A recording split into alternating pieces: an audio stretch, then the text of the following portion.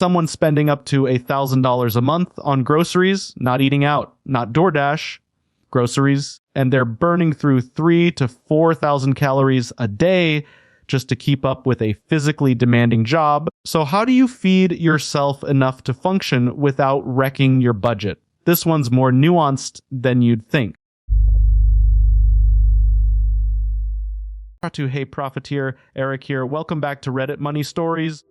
Today we've got a post from Arter Personal Finance, someone whose grocery bill is eating their paycheck alive, and they're not sure if the answer is just rice and beans forever. Here's the setup. This person works a physically intense job, burns a ton of calories, and they're spending somewhere between $500 and $1,000 a month just on food from the grocery store. Let me read it to you in their own words. So for context, I work at an incredibly physically intensive job that is also extremely calorie burning. That being said, I also have a tendency to overeat on top of that ADHD, and my grocery bill is $500, $1,000 a month. Help? I'm spending $20, $30 a day on groceries, and I'm just genuinely lost to what to do. I don't have time, attention span, or energy left over to cook actual meals, mostly from work, and also night shift with my energy levels. I too, but at the same time, I try my best to eat somewhat healthy. So my common food items: roasted chickpeas, bananas, blueberries went on sale,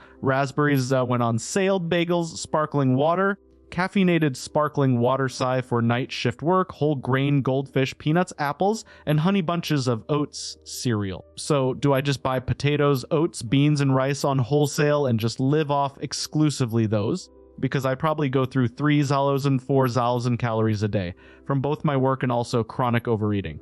Okay, first thing I want to say, reading this, I feel for this person. They're not blowing money on takeout every night. They're not ordering lobster. They're buying chickpeas and bananas and peanuts. They're genuinely trying. And they're working a physically brutal job on night shifts, which messes with everything. Your sleep, your hunger signals. 2, your energy to do anything after work. So before we get into the numbers, I want to acknowledge that this is not a discipline problem. This is a logistics problem. I've been writing about money for over a decade. 2, and one pattern I keep seeing is people treating food budgets like they're purely a willpower issue. They're not. Food is fuel, and when your job demands 3,000 to 4,000 calories a day, you can't just cut back. You need a strategy that actually matches your life. So here's what I'd probably do in their shoes. And I want to break this into a few pieces because there's more going on here than just buy cheaper food. The first framework is what I'd call the cost per calorie swap. 2, not all groceries are created equal when you need serious volume. Look at what the original poster listed: blueberries, raspberries, roasted chickpeas, sparkling water, all fine foods. But berries are some of the most expensive calories you can buy. A pint of raspberries might run you $4 or $5 for maybe 65 calories. To compare that to a 5-pound bag of oats for around $4, that's nearly 9,000 calories.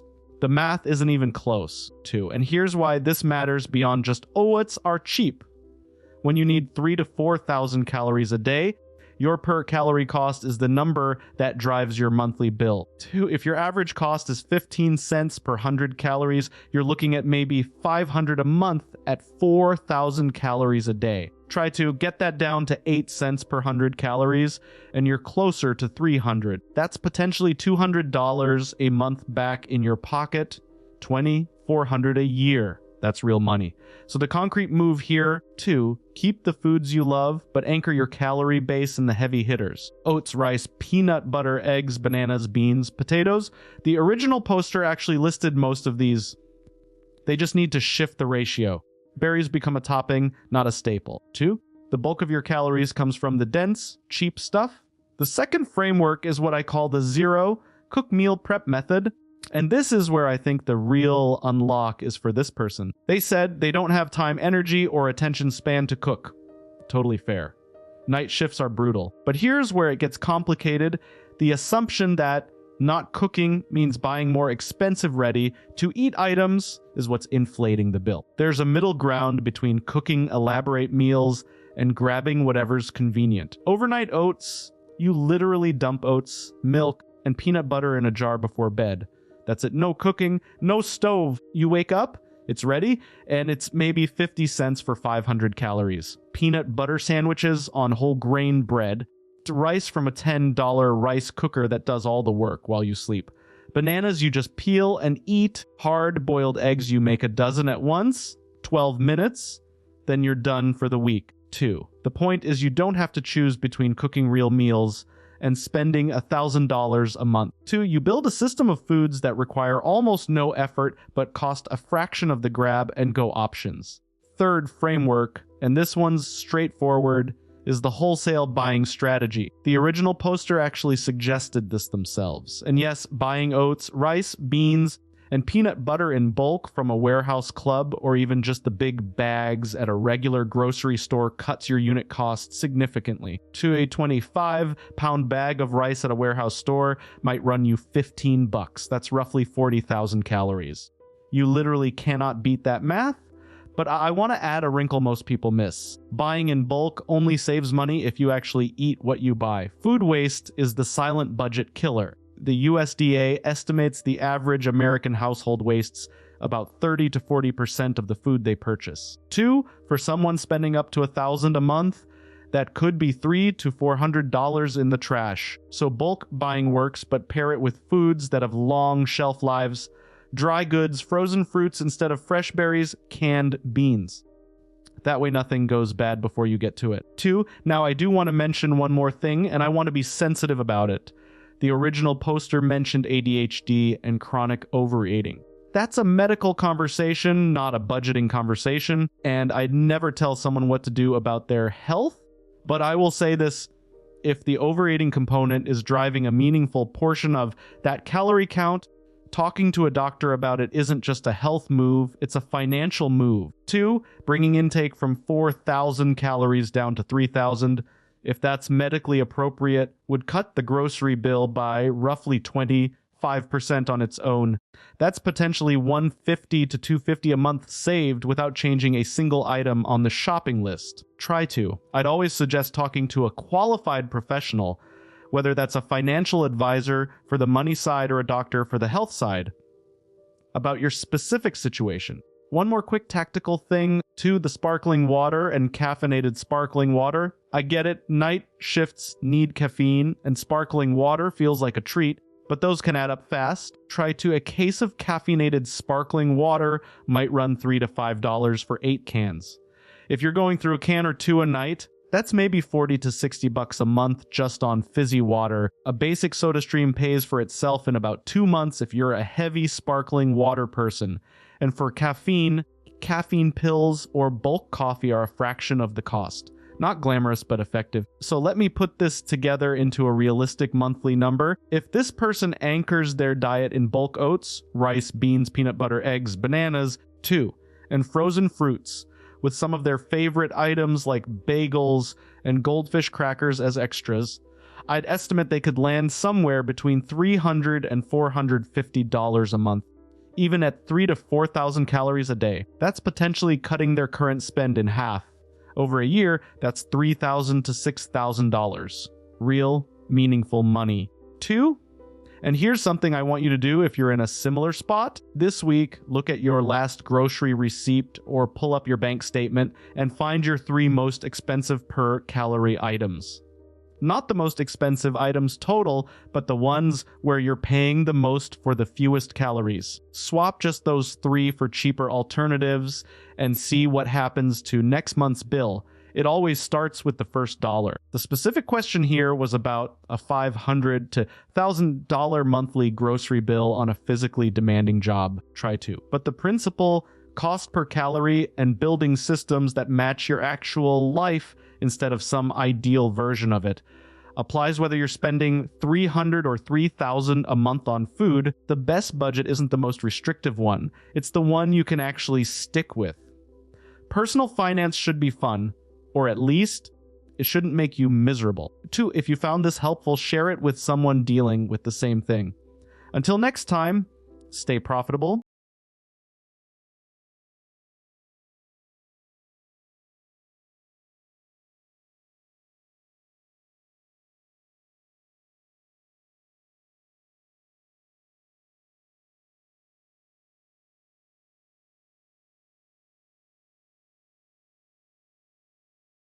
$13,518 across 5 credit cards, interest rates above 28%, and out of a $180 minimum payment, only $30 is actually touching the debt. The rest, straight to interest. This person has been in survival mode since they were 17, and they're asking a question that hits harder than the numbers do. Hey Profiteer, Eric here. Welcome back to Real Money Stories. Today's episode comes from Arv Debt Advice, and it's one of those posts that stop me mid-scroll. Someone carrying debt they never had a chance to understand, asking for help they never had anyone to give. Here's the situation.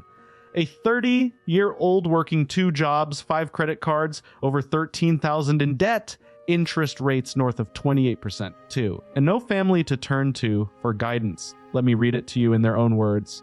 Hi guys, to keep a long story short, my parents passed away when I was 17 years old, and since then I've kind of just been in survival mode, opened some credit cards to help get myself a phone and whatnot, but I was in the dark about my finances and debt info, as I've had nobody to ask or help me. My question is, if I can only make the minimum payments on all 5 credit cards monthly, how will I ever pay them off? I don't spend anything on them anymore. The interest on all my cards is very high. Example, minimum payment will be $180, and then interest for that month will be $150, so I'm only paying like $30 a month. That's actually going towards the debt, and the rest all goes to interest. 2, I feel like I'm working my butt off, and I don't get to see any of that money. I just keep getting deeper and deeper in debt due to interest. Try to. I've never missed a payment. I just can't pay more than the minimum. 2. Yes, I know I made poor choices when I was younger, and now at 30 years old, I want to settle down and have a family, and I can't do that with absolutely no money in my bank account. Try to. My $600 a week between both jobs' paychecks are going straight to interest. I don't even get to pay for food or gas. I have nothing extra to spend. I just need some advice, and I have nobody who knows anything about this type of stuff to help me. I have 2 Capital One cards, work credit, 2 Avant, and 1 credit bank. The interest is above 28% for almost all of them. Capital One is what's affecting me the most. I looked into balance transfers, but again, I don't know much, and Capital One shows that if I do a transfer, I will still have the same 28% interest rate. So what do I do? Personal loan, bankruptcy, debt relief program. I just got a car in November that's essential for my work, so I can't lose it.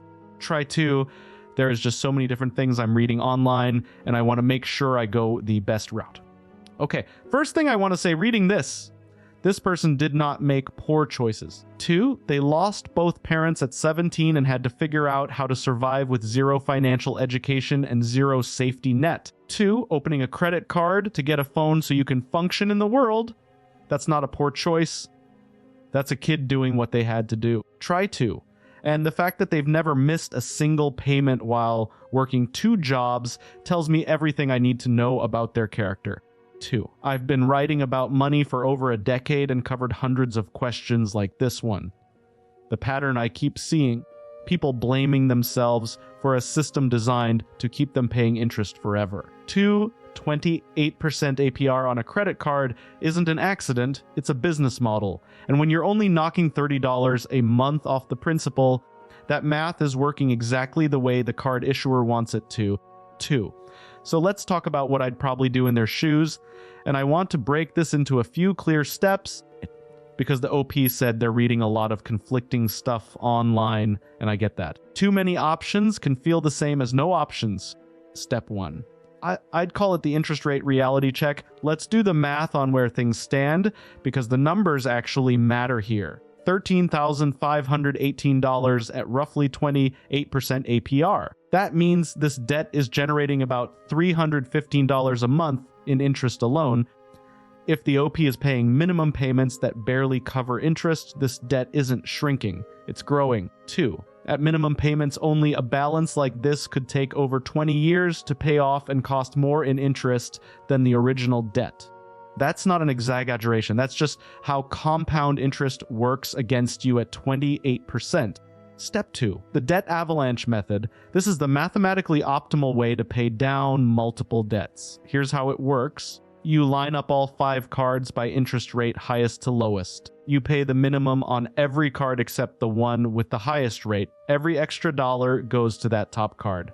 Once it's dead, you roll that payment into the next highest rate card. And here's why it works. Try to by attacking the highest interest rate first, you're reducing the amount of money the debt generates each month. 2, you're shrinking the machine that's eating your paycheck. 2, now I also like knocking out the smallest balance first. If one of those cards has, say, 300 or 500 bucks on it, try to pay that off in a month or 2, get the win, feel the momentum. Then go back to the avalanche. Personal finance should be fun, or at least not soul-crushing, and small wins keep you going. 2, but here's the thing the OP said that changes everything. They said they can't pay more than the minimum. Their $600 a week is going straight to bills. They can't even cover food or gas. So the avalanche method only works if there's extra money to throw at debt. And right now, there isn't. Which means the real first move isn't a debt strategy at all. Step 3, and this is the one most people skip. I'd call it the income and expense audit. Before touching the debt plan, I'd want the OP to do one thing this week. Write down every dollar coming in and every dollar going out for the last 30 days, every subscription, every payment, every fee. Use a free tool like Monarch or WineAB's free trial to see it laid out.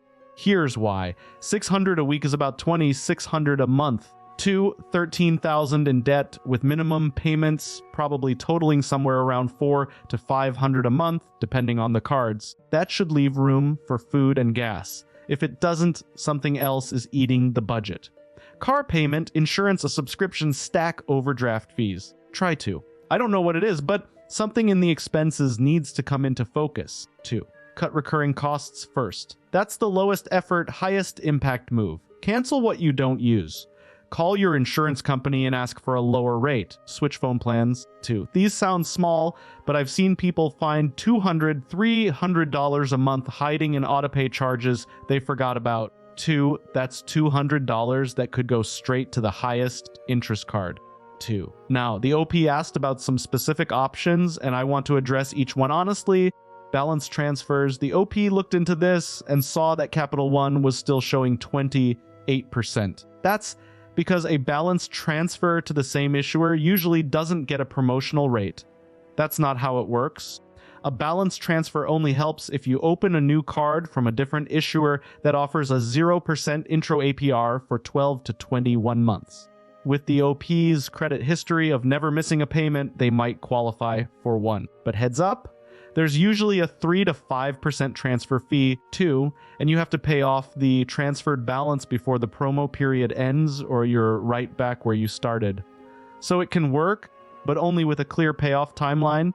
Personal loan. This is actually worth looking into. It's called debt consolidation, and the idea is simple. You take out one personal loan at a lower interest rate, use it to pay off all 5 cards, and now you have one fixed monthly payment instead of 5. If the OP can get a personal loan at, say, 12 to 15% instead of 28, the interest savings are massive. On $13,000, dropping from 28 to 14% saves roughly $150 a month in interest. That's real money. Credit unions are often the best place to look for these. They tend to offer lower rates than the big banks, especially for people with imperfect credit. Bankruptcy. I'd put this last on the list, not first. Chapter 7, bankruptcy could wipe out the credit card debt, too. And the OP's car might be protected depending on the equity and their state's exemption laws. Try to. But bankruptcy stays on your credit report for 7 to 10 years, and it makes a lot of things harder. Renting an apartment, 2, getting approved for a mortgage later, sometimes even job applications. 2, for $13,000 in debt, it's a big hammer for a problem that has other solutions. I'm not saying never. I'm saying explore every other option first. Just a friendly reminder that this episode is intended for entertainment and education purposes only and should not be considered financial or legal advice. Talk to a qualified financial advisor about your specific situation, and if bankruptcy is on the table, a nonprofit credit counselor through the NFCC, the National Foundation for Credit Counseling, can help for free or very low cost. Not one of those debt relief companies running ads online, a legit nonprofit. 2. Debt relief programs. The OP mentioned these, and I want to be careful here. There are legitimate, nonprofit credit counseling agencies that can negotiate lower interest rates with your creditors and set up what's called a debt management plan, or DMP. These can drop your rates to single digits and give you one monthly payment. That's worth exploring, too. But there are also for-profit debt settlement companies that charge huge fees, tell you to stop paying your cards, and trash your credit in the process. Stay away from anyone who charges upfront fees or tells you to stop making payments. 2. You know the neighbor who looks like they've got it all together. 2. They probably have $10,000 in credit card debt and are paying a debt settlement company to make it worse. So here's what I'd actually do in order if I were the OP. 1, run the expense audit this week. Find the hidden dollars. 2, call a nonprofit credit counselor through nfcc.org. It's free. They'll look at everything and tell you what options fit your situation. 3, ask the counselor about a debt management plan. If the rates drop, the math changes completely. 4, if a DMP doesn't work, explore a personal loan from a credit union. 5, consider a balance transfer card from a different issuer only if you can commit to paying it off in the promo window. Bankruptcy is the last resort, not the first call. And one more thing, the OP said their earning potential is $600 a week across 2 jobs. Even an extra 100 or 2 a month changes the math on that avalanche. You don't need a massive raise. You need one new income stream. If you can pick up a small side gig, freelance work, or sell things you don't need, that's extra cash. Try 2. Even an extra 100 a month goes straight to the highest interest card. That's when the avalanche starts working. It always starts with the first dollar. 15 minutes a day is enough to start looking into what skills you already have that someone will pay for. The specific question here was about $13,518 across 5 credit cards at 28%. 2. But the principle underneath it applies whether you owe $5,000 or $50,000. When most of your payment is going to interest, the problem isn't discipline. It's the interest rate. Change the rate, 2. And the same dollars you're already paying start actually reducing the debt. The OP isn't bad with money. They've been running uphill in a headwind since they were 17, and they're still standing. That counts for a lot, too. If you found this helpful, share it with someone dealing with the same thing. Until next time, stay profitable.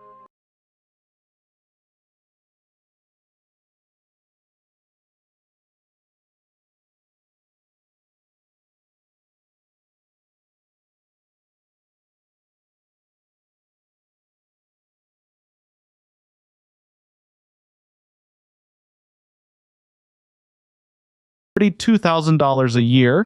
That's what this person makes. And after a full year of ramen dinners and skipped outings, they finally saved $1,200. Then the phone rang, an aunt crying needs $450 or the lights go off. Try to, and now that safety net is hanging by a thread.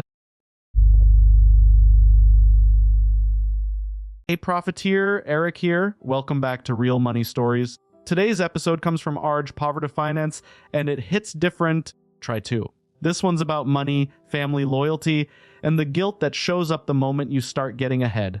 This post racked up almost 2,000 upvotes and over 800 comments. The title alone tells you why. 2. How do you say no to family when you finally have $1,000 saved? Let me read it to you in their own words. I'm the first person in my immediate family to get a stable salary job. It's not a lot. I make $42K a year, but compared to where we came from, my family thinks I'm wealthy.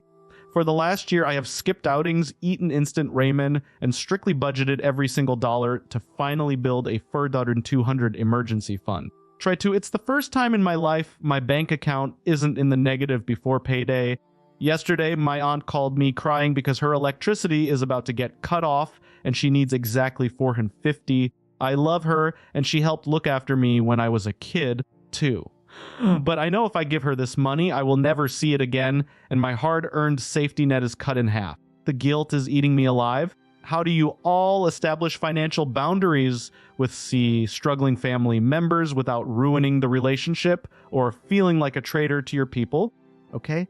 First thing I want to say reading this. What the original poster has already done is remarkable. $1,200 might not sound like a lot on paper, But if you've never had a positive bank balance before payday, building that cushion from 0 on 40, $2,000 a year is a serious accomplishment. A year of discipline. A year of saying no so you could build something. That matters. And the fact that OP is even asking this question, instead of just handing over the money or just ignoring the call, try to. Tells me they're thinking about this the right way. I've been writing about personal finance for over a decade, and the questions that come up most aren't about index funds or credit scores. They're about family. Money and family is the hardest intersection in all of personal finance. The math is simple. The emotions are anything but. So here's what I'd probably do in their shoes. Let me break this into a few pieces, because there's more going on here than one phone call. The first framework I'd think about is what I call the give it, don't lend it rule. If you hand money to a family member, assume it's a gift. OP already knows this. They said, 2, I will never see it again.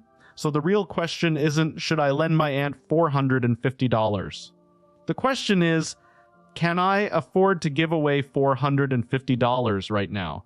And here's why that reframe matters. Calling it a loan creates resentment on both sides. You start tracking it, they start avoiding you. The relationship gets weird. But if you give it freely and you can actually absorb the hit, there's no scoreboard, no awkwardness at Thanksgiving.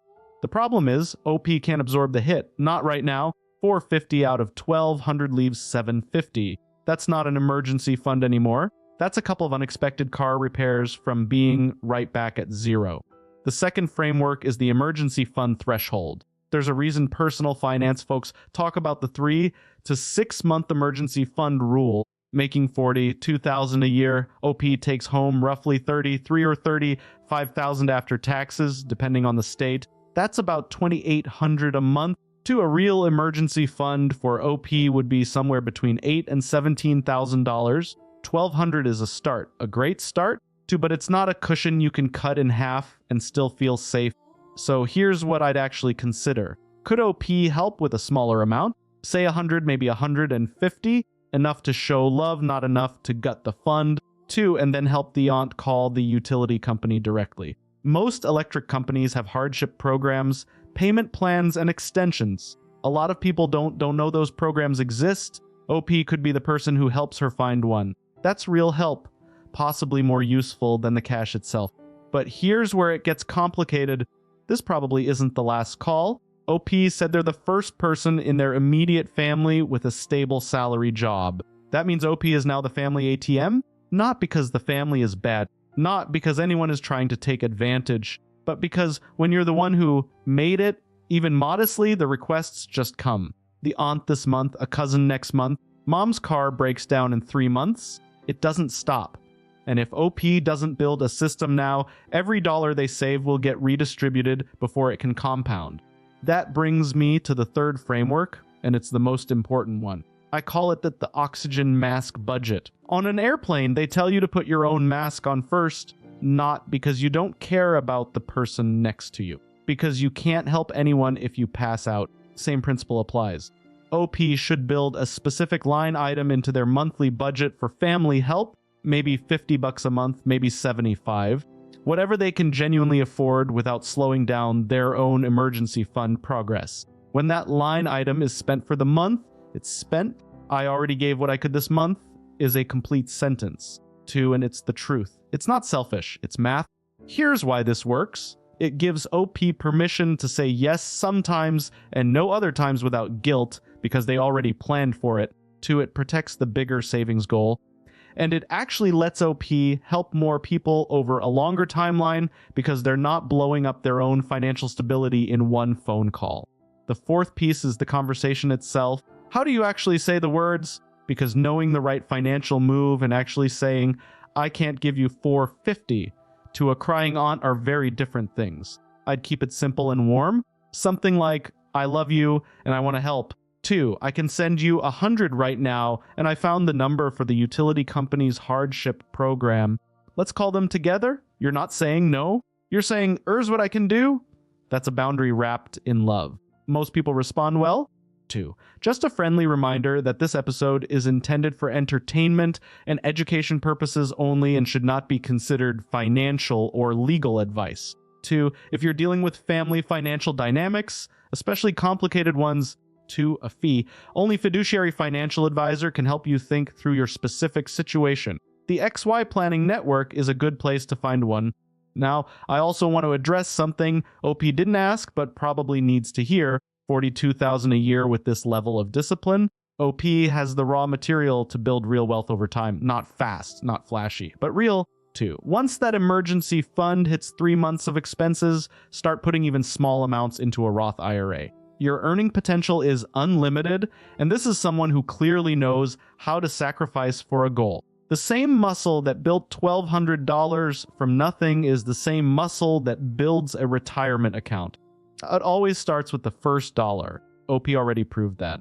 2, the specific question here was about $450 and a crying aunt, but the principle underneath it is universal. You cannot pour from an empty cup. 2, building financial boundaries with people you love isn't betrayal. 2, it's the thing that lets you keep showing up for them year after year instead of drowning alongside them. The Joneses probably have $10,000 in credit card debt. OP is doing something harder and better than keeping up with anyone. Try to. They're building a floor under their own feet for the first time. Protect that floor.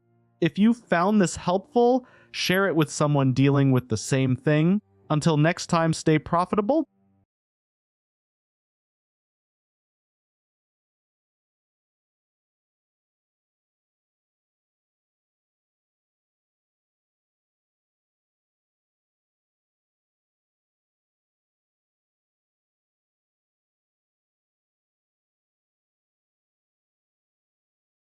$50,000 in debt, a totaled car, 2, a credit score of 540, and a paycheck that barely covers gas or groceries, not both. This person is asking one question: can I come back from this?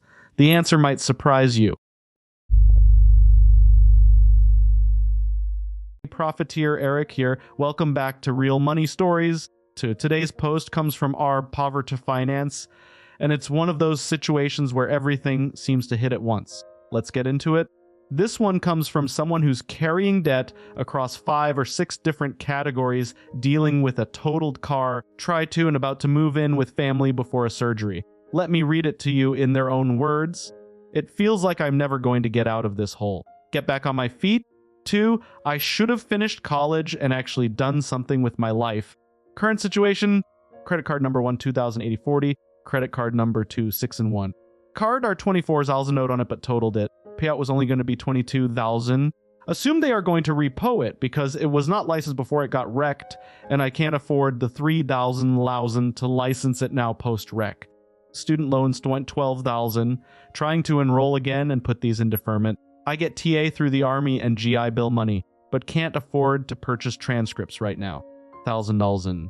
Medical debt, not even a clue, but upwards of $7K. Most is in collections. Core of 540. I'm moving in with family because I'm broke, and also because I'm getting surgery. 2, they can't loan me money, but can at least provide a roof over my head. 2, I'm working full-time, but still have to choose between gas or groceries every paycheck. Only have 2 more paychecks until I leave and move home. 2, I'm terrified I'll never recover from any of this. 2, I just want to feel like I can breathe again and not have to worry about how I'm going to eat every week. I've tried the food pantries. They literally gave me yogurts, a bundle of parsley, and a block of cheese. I don't know if it's just this area or what, but I can't exactly live off of that. I make $19.50 an hour. I should be fine living off of that.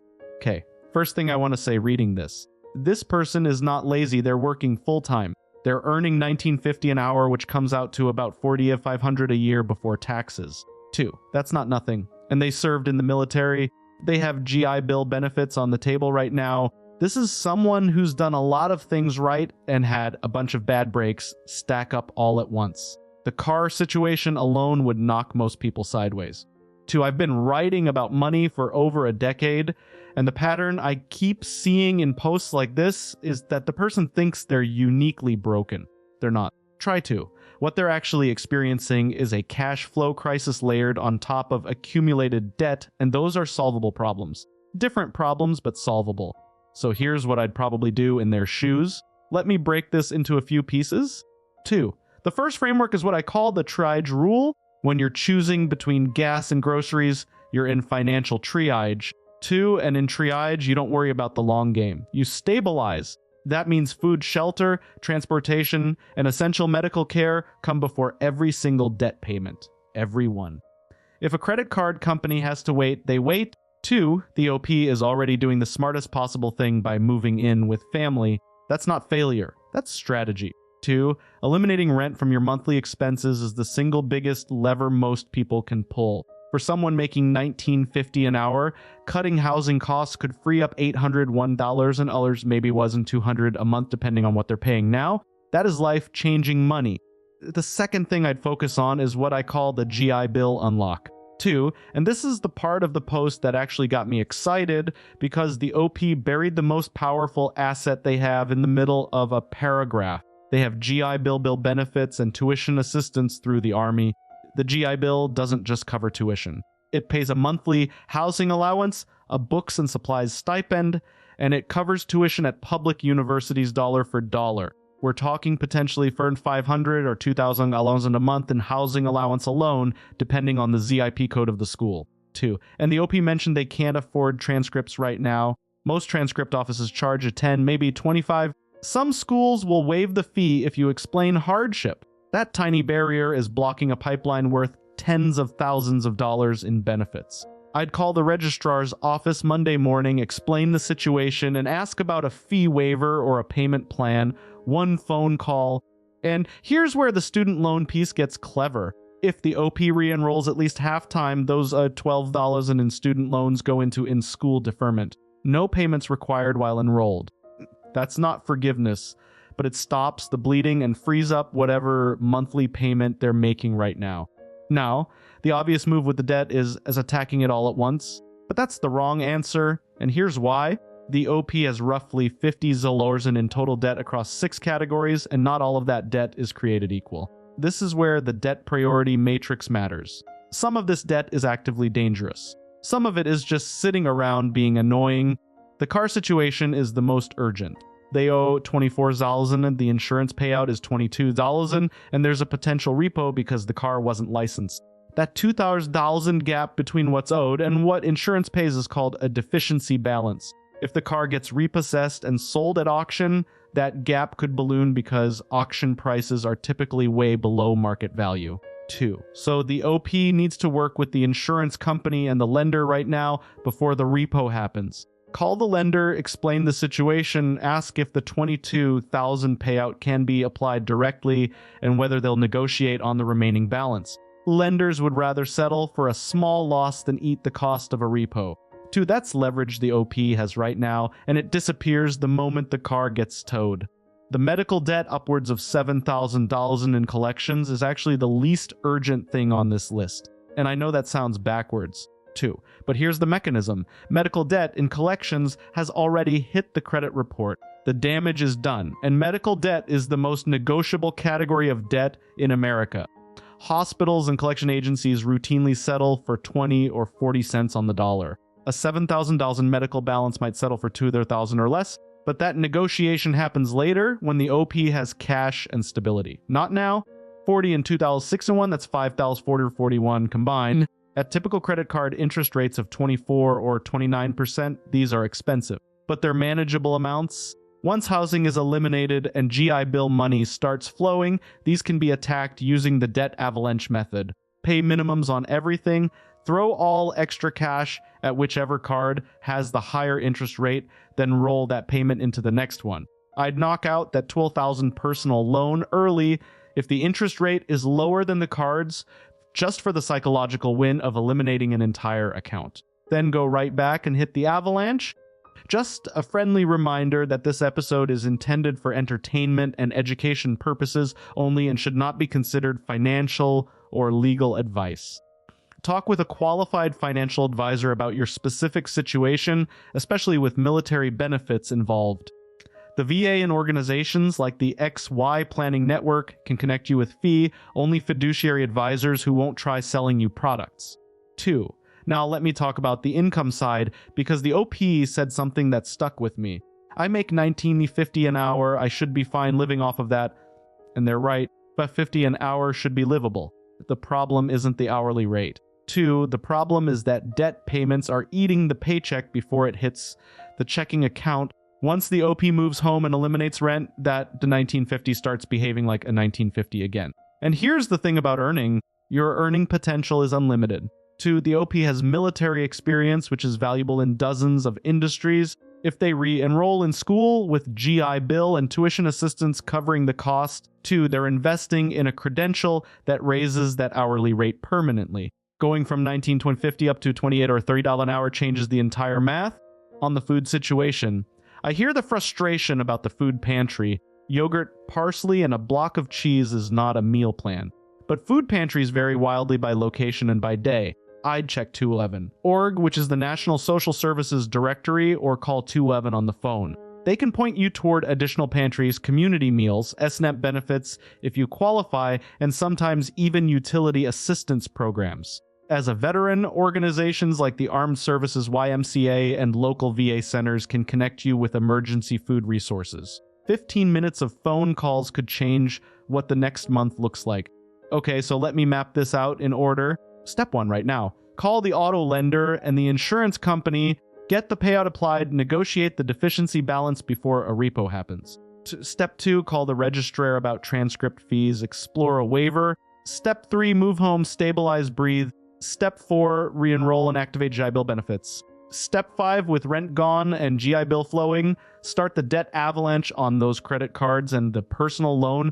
Step 6, once you have cash reserves, negotiate the medical debt and collections for a fraction of what's owed. To Step 7, keep earning, keep building, and let time heal that credit score. A 540 is not permanent, it's a snapshot.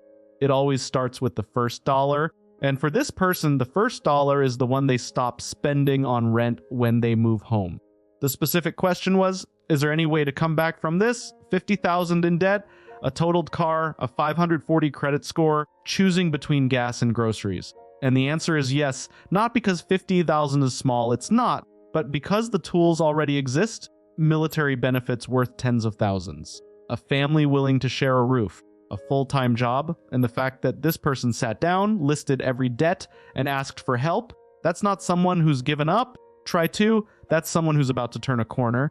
The principle here isn't about $50,000 or $19.50 an hour. 2, it's that recovery doesn't start when the debt hits 0. It starts the moment you stop the bleeding and build a plan. That applies whether you owe $5,000 or $500,000. If you found this helpful, share it with someone dealing with the same thing. Until next time, stay profitable.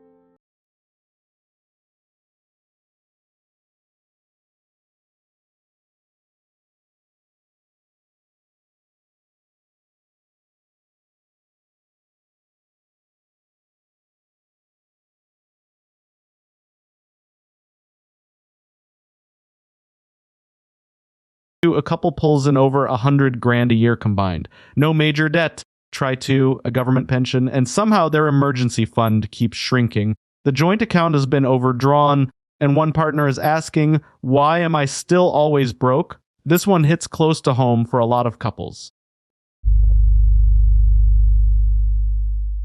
Profiteer Eric here. Welcome back to Real Money Stories. Today's episode comes from ARD Personal Finance, and it's about one of the trickiest money topics a couple can face.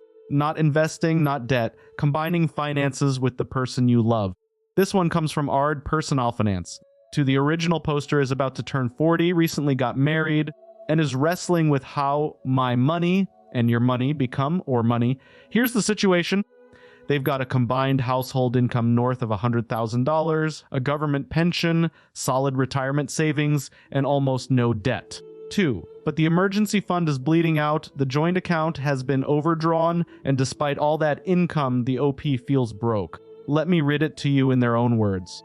A few years ago, I realized that despite my younger self's expectations, I was still alive and was likely to continue to live for a pretty long time. So I got serious about figuring out my finances and planning for the future. With a bit of work and luck, I got myself to a pretty stable place. And then, equally against expectations, I got married. We'll be celebrating that in about 2 months with friends and family. Yay! Since getting married, however, I realized that while I sort of had an idea of how to manage my own finances, I have no idea what to do about a family's finances. My spouse is somehow even worse with money. Here is where we stand currently.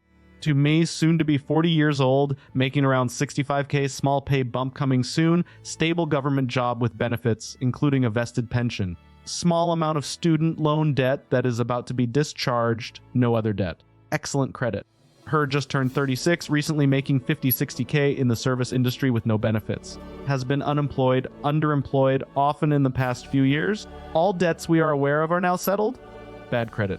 The cat, 4 years old, recently insured, adorable, very small amount of savings, retirement savings, 104Ks across my 457B and 2 personal IRAs, no matching from work. I save fairly aggressively for retirement at a rate of about 18% of my monthly gross income.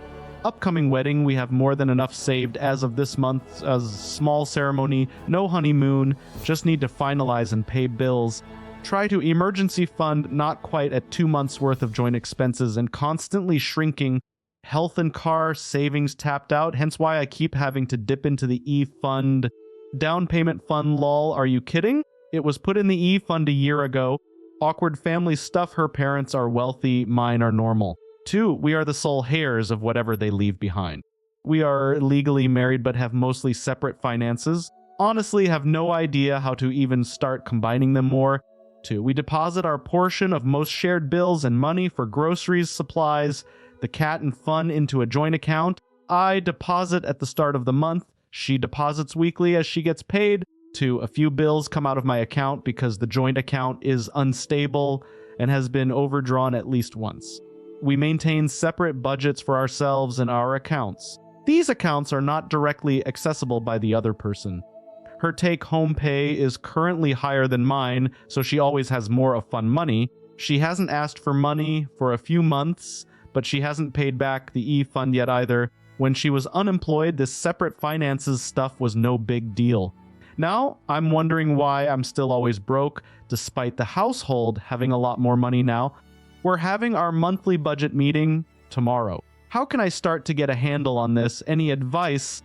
Okay. First thing I want to say reading this, I love that this person took the time and laid everything out so clearly. You can feel the frustration, but there's no blame here. 2, no finger pointing. Just someone saying, we have more money coming in than ever, and I still feel like I'm drowning.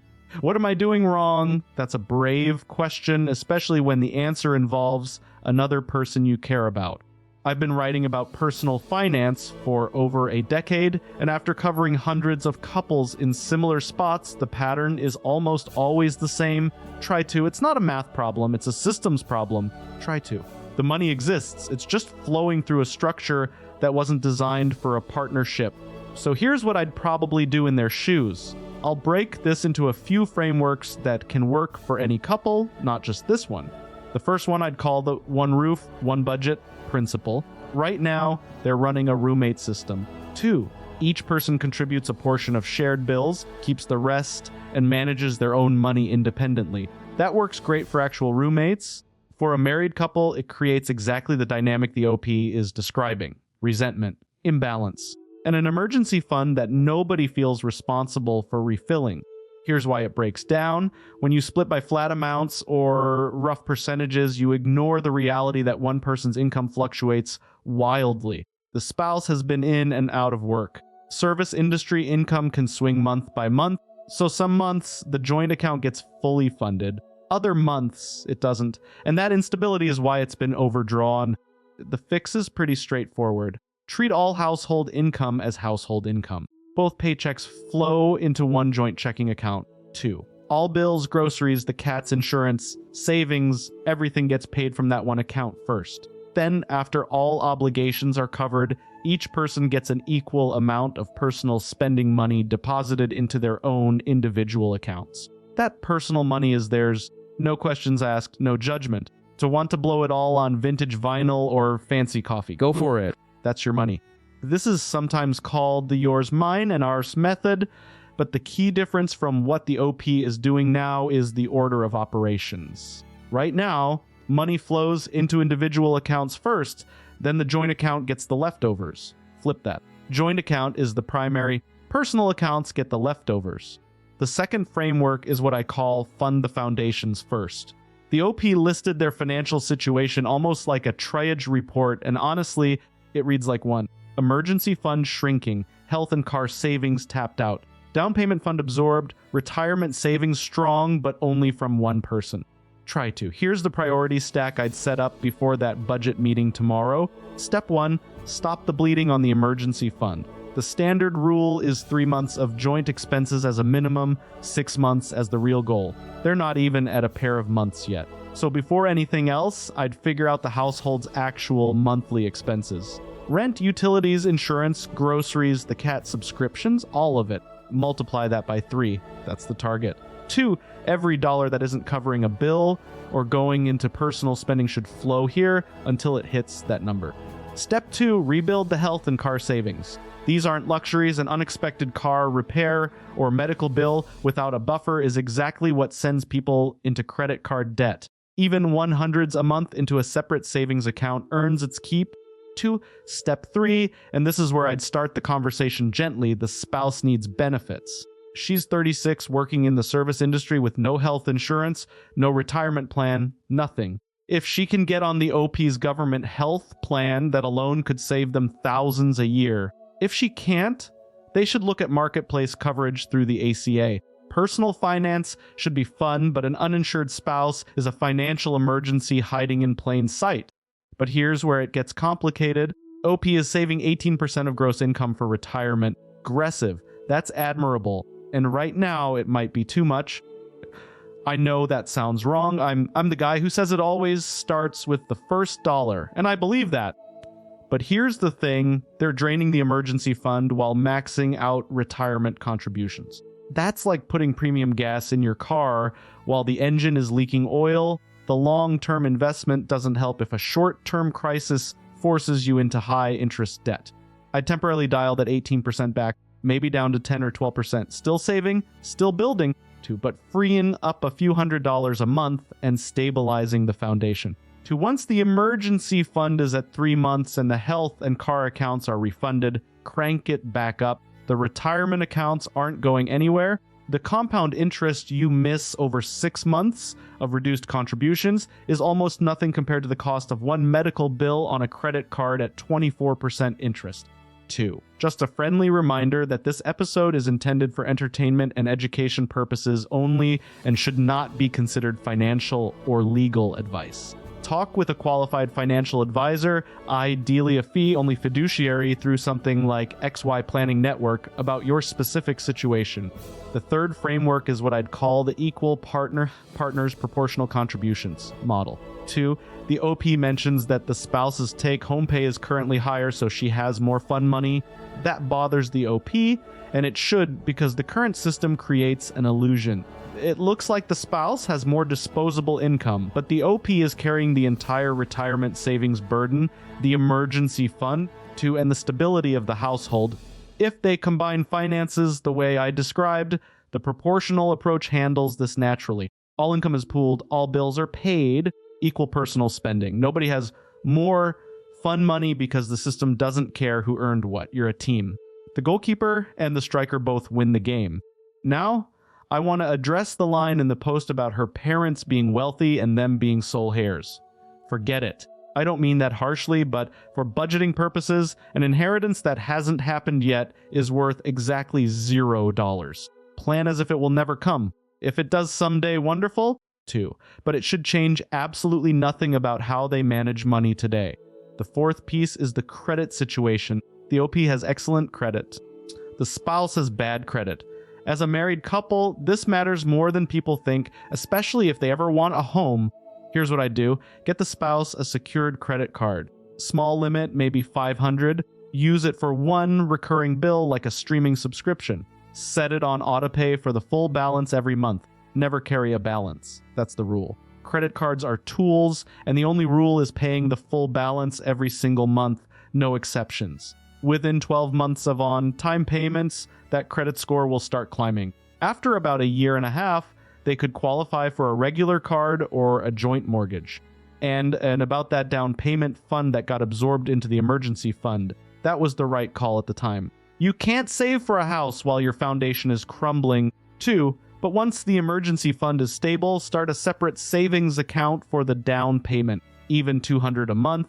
It won't buy a house next year, but it changes the psychology. You shift from lol, are you kidding, into we're building towards something that matters.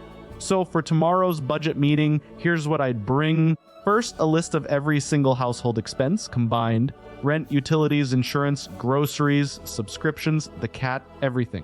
Get the real number. Second, a proposal. All income into one joint account, all bills paid from that account. Equal personal spending money. And a savings allocation that prioritizes the emergency fund until it hits 3 months. To third, a temporary retirement contribution reduction from 18% down to maybe 12% until the foundation is rebuilt. Fourth, get the spouse on health insurance this month. Fifth, open a secured card in her name and put one small bill on it. Try to. And here's something I want you doing if you're in a similar spot. Sit down with your partner this week and add up every dollar that comes in and every dollar that goes out. Not your dollars, not their dollars, all of it. 2, you might be shocked at how much money is actually flowing through your household. The Joneses probably have tens of thousands in credit card debt. You don't have to be the Joneses. Find what works and repeat it. Find what doesn't work and don't do that again. The specific question here was about combining finances as a new-laid couple making over $115 in a year with almost no debt. 2, but the principle goes way beyond this one household. 2, money in a relationship isn't about who earns more or who's better with spreadsheets. 2, it's about building a system where both people feel secure, both people have freedom, and the household moves forward as a unit. Whether you're making 40,000 or 400,000 combined, the architecture is the same. 2, pool the income, fund the priorities, give each person breathing room, and talk about it every single month. If you found this helpful, share it with someone dealing with the same thing. Until next time, stay profitable.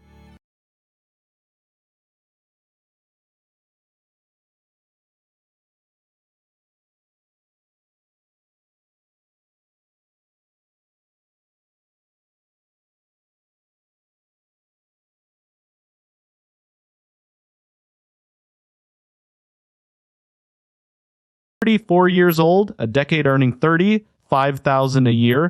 2, not a single dime saved. And now, for the first time, there's extra money hitting the account every month. The question is what to do with it, especially when you're staring down $120,000 in student loans. Hey Profiteer, Eric here. Welcome back to Real Money Stories. Today's post comes from Groceries Personal Finance, and it's one of those fresh start stories that I find genuinely exciting. Here's the situation. We've got a 34-year-old who just landed a solid job after years of scraping by. They've never owned a credit card, never contributed to a 401k, never opened an IRA. They've heard of all these things, but never had the breathing room to care. Now they do. Let me read it to you in their own words. I, 34, have been making around $35K a year for the last decade of my life. I haven't been able to save a dime. 2, I have never been in a financial position to consider how to set myself up for the future until now. Now that I have a job that will give me an extra at least $2K a month after expenses, I am looking to figure out how to manage my finances effectively. I've never owned a credit card. I've heard people talk about 401ks and IRAs and HYSAs and investing and crypto and buying assets like houses too. But I've never really given those things any attention because I was barely making ends meet. I am clueless on which of those things would make sense for me right now or how to actually practically start utilizing those things. 2, I'm not irresponsible with money. I've lived a pretty good life with my meager salaries and know how to be frugal. Try to. But now with more money, I am hoping to figure out a game plan to be able to make smart decisions for the future. The only debt I have is massive student loans to the tune of $120K, which I know will play a large part in crafting a solid plan. If anyone here could offer any advice on where I can start or things I can look into to get on my feet financially, that would be so appreciated. Okay, first thing I want to say reading this person has done something a lot of people never manage. They survived a decade on $35,000 a year without racking up credit card debt, without drowning in consumer loans. 2, That takes discipline. The fact that they're asking these questions now at the exact moment they finally have margin tells me they're going to be fine. More than fine. I've been writing about money for over a decade, and the pattern I keep seeing is that people who learned frugality the hard way out of necessity tend to build wealth faster once they get the income bump, because the habits are already second nature. The Joneses probably have $10,000 in credit card debt. This person has none. So here's what I'd probably do in their shoes too. And I want to break this into a clear order of operations, because when everything is new, the hardest part isn't knowing what exists. It's knowing what comes first. Step 1, the emergency fund rule. 2, before anything else, before investing, before extra loan payments, build a cash cushion. 2, the standard target is 3 months of essential expenses in a high-yield savings account. 2, banks like Marcus, Ally, or Capital One pay a competitive rate, recently in the range of 3.5% to 4%. Most big banks pay basically nothing. If this person's monthly essentials run about $2,500, that's $7,500 as the first target. With an extra $1,000 a month, that's roughly 7 months of saving. Not glamorous, but this is the foundation everything else sits on, too. And here's why it matters so much for someone in this exact position. They've never had a safety net, one car repair, one medical bill, and any progress they've made gets wiped out. The emergency fund is what stops that cycle. Step 2, the employer match, also known as free money you should never leave on the table. If this new job offers a 401k with an employer match, sign up and contribute at least enough to get the full match. That's it. If the company matches 50 cents on every dollar up to 6% of salary, contribute 6%. That match is an instant 50% return. No investment in the world beats that. A 401k is just a retirement account your employer sets up. The money goes in before taxes, which means it also lowers the tax bill right now. And for the investments inside it, I'd point toward a target date fund. That's a single fund you pick based on the year you plan to retire, say 2055 or 2060, and it automatically adjusts the mix of stocks and bonds as you get closer. Set it and move on. Step 3, build credit the right way. This person has never owned a credit card. 2, that's not a problem, it's just a starting point. I'd open one secured credit card. That's where you put down a deposit, say $300, and the bank gives you a card with a $300 limit. 2, use it for one small recurring bill like a streaming service. Pay it in full every single month, never carry a balance. Credit cards are tools, not loans. 2, this builds a credit score from scratch, which matters down the road for things like renting an apartment, getting decent insurance rates, and eventually buying a home. Keep utilization below 30% of the limit. After 6 months of on-time payments, the score starts looking real. Now, the obvious next move would be throwing every spare dollar at that $120,000 student loan balance. But here's where it gets complicated. That loan number is big, it looks scary, but the interest rate matters way more than the balance. If those are federal loans at 5 or 6%, the math is different than if they're private loans at 8 or 9. Federal loans also come with income-driven repayment plans where your payment is capped at a percentage of your discretionary income. So, some of those plans offer forgiveness after 20 or 25 years of payments. If this person works in public service, government, nonprofits, teaching, public service loan forgiveness could wipe the balance after 10 years of qualifying payments. That changes the entire strategy. 2, instead of aggressively paying down the balance, you'd make the minimum qualifying payment and redirect extra cash toward investing where it compounds over decades. So step 4 is really about understanding the student loan landscape before picking a payoff strategy. Track 2, I check the interest rates on every loan, check whether they're federal or private, and look into whether an income-driven repayment plan makes sense. The Department of Education's website has a repayment estimator that walks through the options. And just a friendly reminder that this episode is intended for entertainment and education purposes only and should not be considered financial or legal advice. For a situation with $120,000 in student loans and a brand new income bump, I'd seriously consider sitting down with a fee-only fiduciary financial planner. The XY Planning Network is a great place to find one. Try to. They charge a flat fee, not commissions, so their advice isn't colored by what products they sell.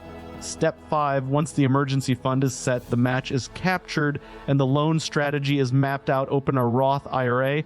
That's an individual retirement account where you contribute money you've already paid taxes on, and then it grows tax-free forever. For someone at 34 who's never invested before, a Roth is almost always the right call. 2, the IRS sets annual contribution limits, so check IRS Gov for the current year's cap before you fund it. Cited same advice as the 401k.